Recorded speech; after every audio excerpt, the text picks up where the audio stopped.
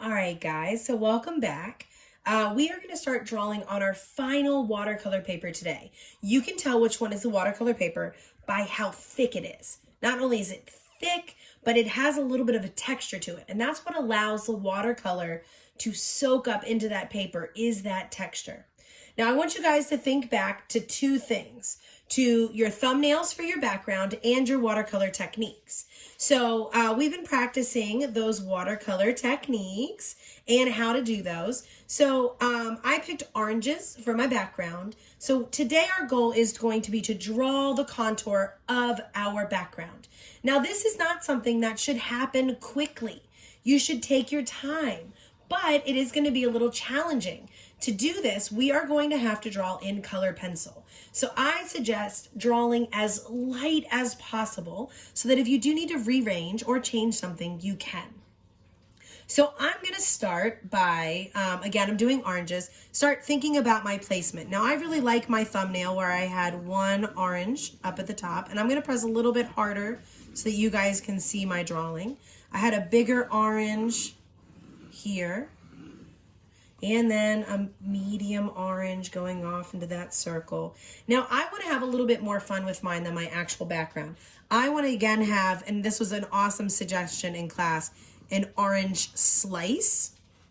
And I want to think about my placement, make sure that I'm keeping my artwork nice and balanced. So this would actually be a slice of a full orange, not just a little one. And then I'm going to go in and I'm going to start adding my orange slices.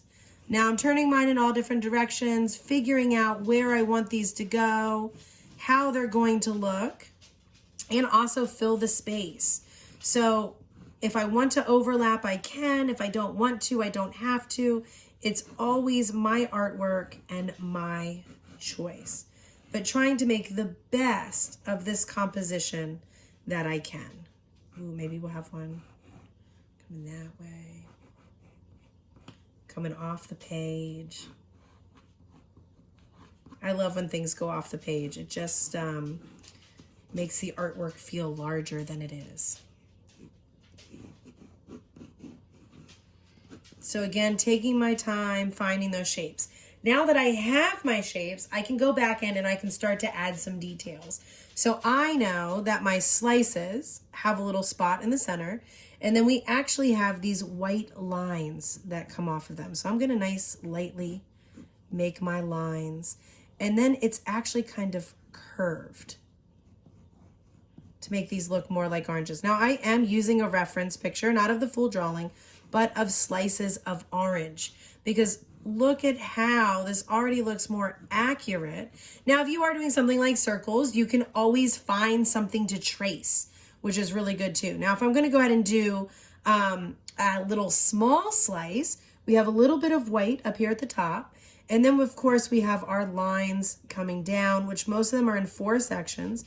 And then we're going to keep, again, that almost rounded edge. So it's not as much of that rind actually showing. But look at how I can even add the little navel onto my orange and make those lines coming out. So really giving my artwork not only some personality, but some definition.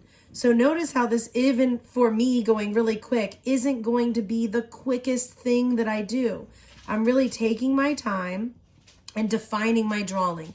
And the reason I'm doing this is because this is our final piece of artwork. And, ooh, let's put in some of those seeds. They don't have as many seeds, but it's still really fun to kind of have those in there. I'm going to have just a few here and there. And I'm going to keep going around and actually dividing my oranges and adding those details. And I'm pressing nice and light as I do this so that I can make sure that when I use my watercolor, I'm not just seeing all of my lines come through. So again, even though it's kind of boring, drawing those contour lines to really help give my item shape, going back and fixing anything that I need to fix to again make this look like a finished piece of art.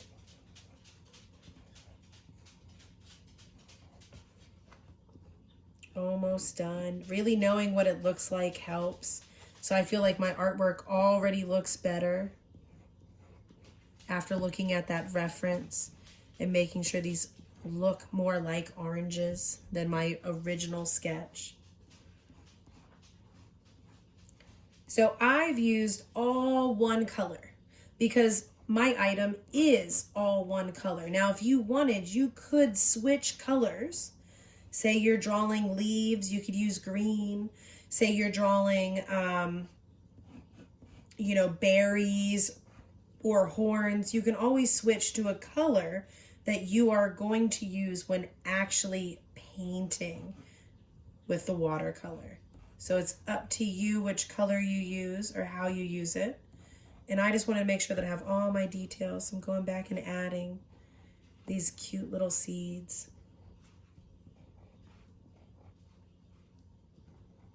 And with that, I am done with my background. Not only do I have my oranges, but I have a variety of oranges, full slices and small slices, the seeds and the full oranges. I look forward to seeing your artwork. This is your goal for the day, to draw your full final piece with colored pencil, nice and light, so that we can start adding to that next class.